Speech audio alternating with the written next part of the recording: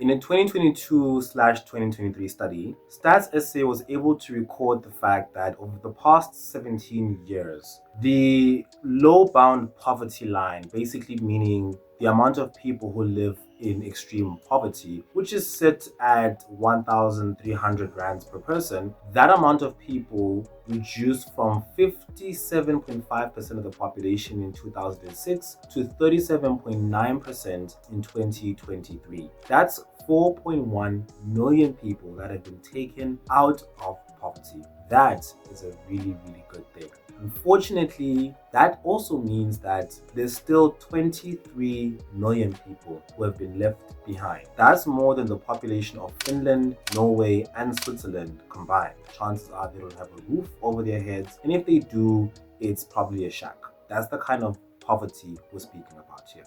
But what if I told you that there's an idea that's been circulating within the political and economic world for decades now? An idea that might be able to actually reduce the amount of people who are living in extreme poverty down to almost zero. That idea came from a person asking a simple question: why can't the government just pay me? Welcome to Financialize. My name is Wayne Ndlovu, and we talk about business, personal finance, and economics in this channel. Please like, comment, and subscribe. On to the video. This idea that I'm speaking about has a name. The idea of the government giving you payments, basically giving you a small salary. That is a concept called universal basic income. Universal meaning it's for everybody. Basic, meaning that the amount of money you're going to be getting is enough to cover the basics, and income is very self-explanatory. In essence, the idea is this: the government would pay every single citizen in this country a certain amount of money. We're going to talk about food poverty here, so we're going to speak about the food poverty line, and the amount of money that you need to make less than in order to be considered someone who is having food poverty is 794 rands. And that amount of money is the amount of money we're going to be using for the rest of the video. Now, in essence, this sounds like a pretty good idea. The government pays you, let's say, the 794 rands every single month. No taxes, no complications, no need to qualify for anything. The fact that you're a citizen is the only thing you need. Even with that being said, is it really a good idea? Well, in this video, what we're going to be looking at are the pros and cons of this very controversial economic idea. And then afterwards, I'm going to leave it for you guys to decide whether or not you think it's actually a good idea to do. The interesting thing about UBI is the fact that whether or not you're working, you're still going to get that 794 rands. That is enough money to pull someone out of the extreme poverty line immediately. The economy would actually improve a great deal, at least at the very beginning, when something like this were to be implemented. The reason why is because you've got a lot more people in the economy who've got money. The more people you have doing transactions, the better it is for the economy. The reason why is because one transaction is just that, a transaction. But if you've got millions upon millions of transactions happening on a daily basis, we call that an economy. So in order to improve the economy, you need more people spending money. And in order to have that, these people need to have the money in the first place. And here's the interesting thing: the more people buy things, the higher the demand for those things. The higher the demand for those things, the more businesses are going to start hiring new people to be able to handle all that demand. And that's where the job creation part really kicks in.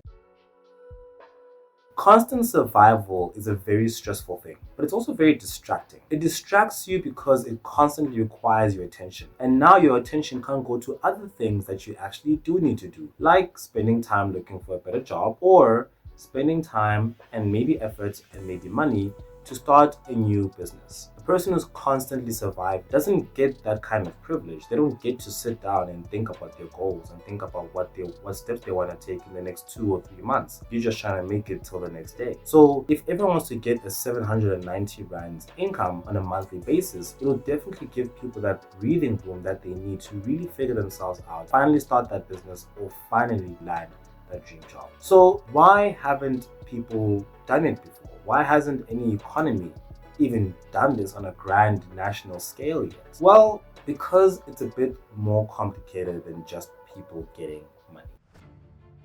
If UBI sounds expensive, that's because it is. Let's do the math. How much would it actually cost the government on a yearly basis to be able to provide 794 rands every single month for every single person living within our borders? Well, let's do the math quickly. Just to make the math easier, I'm going to round it down to 790 rands. So that would have to be 790 rands multiplied by the population of South Africa, which I can round off to 64 million people.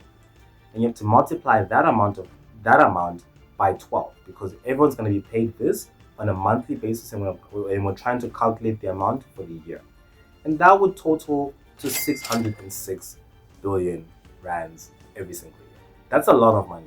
And just so you guys know, we don't even pay that amount of money for grants. And that money's got to come from somewhere. And that's where things start to get a bit tough. So the first place where we're going to take the money from in order to fund this 100% is going to be the amount of money we're using for grants. It doesn't make sense for a person to get a grant and UBI on top of that. No ways. So because of that, the government will have to take money from the grants. We would also have to raise taxes, maybe have a few tariffs here and there. We'd have to really be hustling on a yearly basis to just generate this amount of money. For all the research that I've done for this video, a lot of these studies have pointed out the fact that one major concern that people have about UBI is the fact that if you give people enough money to not be poor, then essentially you're going to get people who are lazy, people who don't want to work, because they don't have to work to get that money. They just have to chill and relax and just exist in the country. And that's where things go wrong. So that's been a very common con that people tend to bring up. Most studies that I've read have responded to that con by saying that if anything, people will continue to work because people still do want things to do. So they'll definitely keep going back to work, and they'll just use that extra UBI money as a bonus. But guys, this is my personal opinion. Not in this country. Not here. Here, no ways. That's not happening. I'm not saying everyone's gonna start quitting their jobs, but man, a good amount of people are gonna stop working and just chill. I definitely see alcohol consumption just skyrocketing, gambling skyrocketing. I made a gambling video. I made 2 of them. Check them out if you haven't. You're gonna love them. But in my personal opinion, I don't think that we will be able to handle that properly. People don't know how to handle money that they didn't earn. They don't. I'm not sure if you guys have ever heard of a concept called opportunity cost. What opportunity cost basically means is a sacrifice. Like right now, I'm sitting here, I'm making this video. I could be watching anime and I actually need to catch up on Dan Daran. So the anime is the opportunity cost for me making this video. And again, let's get back to the finance when it comes to the country trying to fund this thing. Remember what I said, 606 billion rands is a lot of money and it's got to come from somewhere. It's not enough to take the money from the grants. The money needs to also come from somewhere. You can raise taxes, but not too high. You can raise tariffs, but not too high. So in order for us to generate enough money, we're gonna have to reduce the budgets for other things that are also important, like the police, railways, infrastructure. These are things that are going to end up having slightly smaller budgets or dramatically smaller budgets just to continue to fund this.